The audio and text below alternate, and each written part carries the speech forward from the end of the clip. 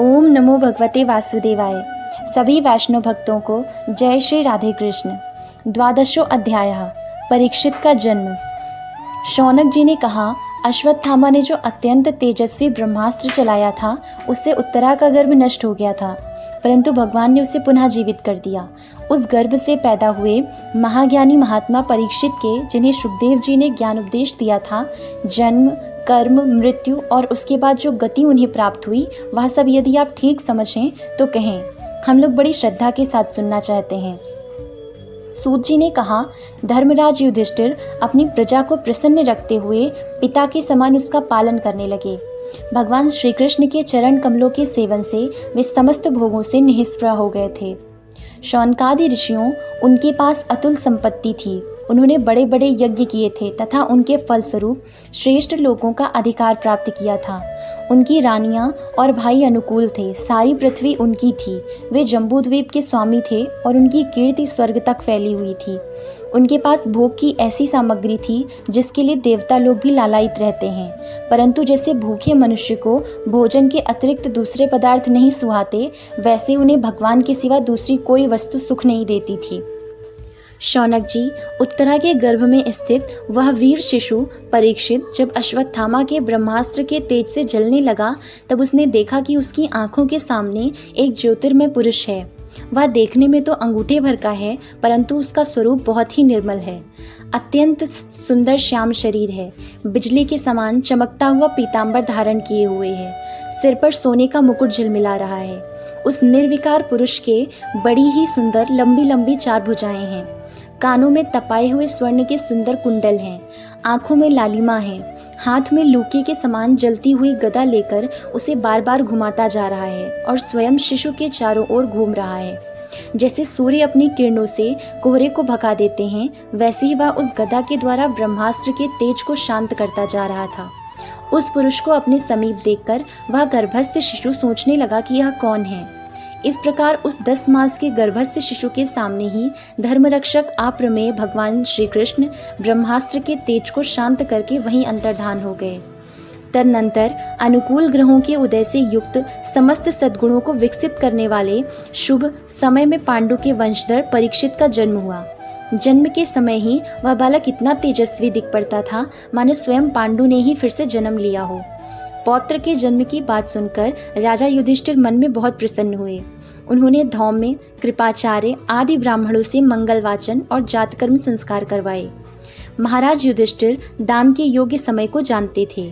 उन्होंने प्रजा तीर्थ नामक काल में, अर्थात नाल काटने के पहले ही ब्राह्मणों को सुवर्ण, गौएं, पृथ्वी, गांव, उत्तम जाति के हाथी, घोड़े और उत्तम अन्न का दान दिया। ब्राह्मणों ने संतुष्ट होकर अत्यंत विनयी युधिष्ठिर से कहा, पुरुवंश शिरोमणे, काल की दुर्विनार गति से यह पवित्र पुरुवंश मिटना ही चाहता था, परंतु तुम लोगों पर कृपा करने के लिए भगवान विष्णु ने यह बालक देकर इसकी रक्षा कर दी।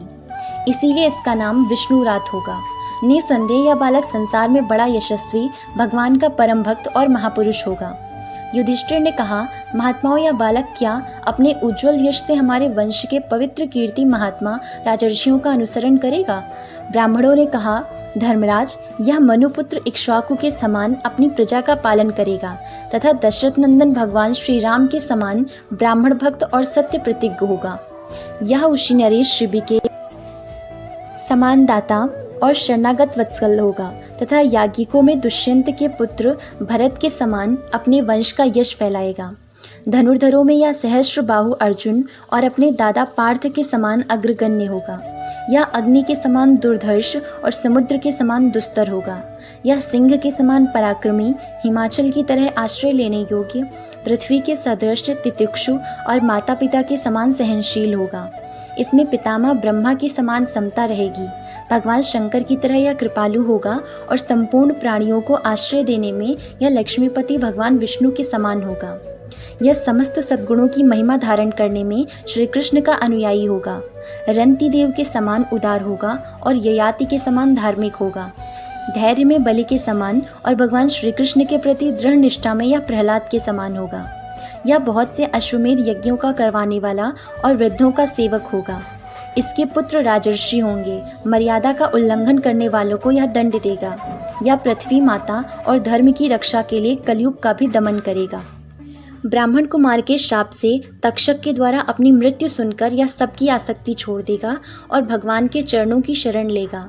राजन, व्यासनंदन सुखदेव जी से यह आत्मा के यथार्थ स्वरूप का ज्ञान प्राप्त करेगा और अंत में गंगा तट पर अपने शरीर को त्याग कर निश्चय ही अभय पद प्राप्त करेगा।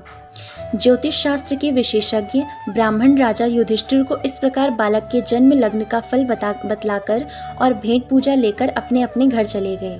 वही यह बालक संसार में परीक्षित के नाम से प्रसिद्ध हुआ, क्योंकि वह समर्थ बालक गर्भ में जिस पुरुष का दर्शन पा चुका था उसका स्मरण करता हुआ लोगों में उसी की परीक्षा करता रहता था कि देखें इनमें से कौन सा वह है। जैसे शुक्ल पक्ष में दिन प्रतिदिन चंद्रमा अपनी कलाओं से पूर्ण होता हुआ बढ़ता है, वैसे ही वह राजकुमार भी अपने गुरुजनों के लालन पालन से क्रमशः अनुदिन बढ़ता हुआ शीघ्र ही सयाना हो गया। इसी समय स्वजनों के वध का प्रायश्चित करने के लिए राजा युधिष्ठिर ने अश्वमेध यज्ञ के द्वारा भगवान की आराधना करने का विचार किया, परंतु प्रजा से वसूल किए हुए कर और दंड की रकम के अतिरिक्त और धन न होने के कारण वे बड़ी चिंता में पड़ गए। उनका अभिप्राय समझकर भगवान श्री कृष्ण की प्रेरणा से उनके भाई उत्तर दिशा में राजा मरुत और ब्राह्मणों द्वारा छोड़ा हुआ बहुत सा धन ले आए। पूर्व काल में महाराज मरुत ने ऐसा यज्ञ किया था जिसमें सभी पात्र सुवर्ण के थे। यज्ञ समाप्त हो जाने पर उन्होंने वे पात्र उत्तर दिशा में फिकवा दिए थे। उन्होंने ब्राह्मणों को भी इतना धन दिया कि वे उसे ले ना जा सके। वे भी उसे उत्तर दिशा में ही छोड़कर चले आए। परित्यक्त धन पर राजा का अधिकार होता है, इसलिए उस धन को मंगवाकर भगवान ने युधिष्ठिर का यज्ञ करवाया। उससे यज्ञ की सामग्री एकत्र करके धर्मभीरु महाराज युधिष्ठिर ने 3 अश्वमेध यज्ञों के द्वारा भगवान की पूजा की। युधिष्ठिर के निमंत्रण से पधारे हुए भगवान ब्राह्मणों द्वारा उनका यज्ञ संपन्न कराकर अपने सुहृद पांडवों की प्रसन्नता के लिए कई महीनों तक वहीं रहे। शौनक जी इसके बाद भाइयों सहित राजा युधिष्ठिर और द्रौपदी से अनुमति लेकर अर्जुन के साथ यदुवंशियों से घिरे हुए भगवान श्री कृष्ण ने द्वारका के लिए प्रस्थान किया। ओम नमो भगवते वासुदेवाय। जय श्री राधे कृष्ण।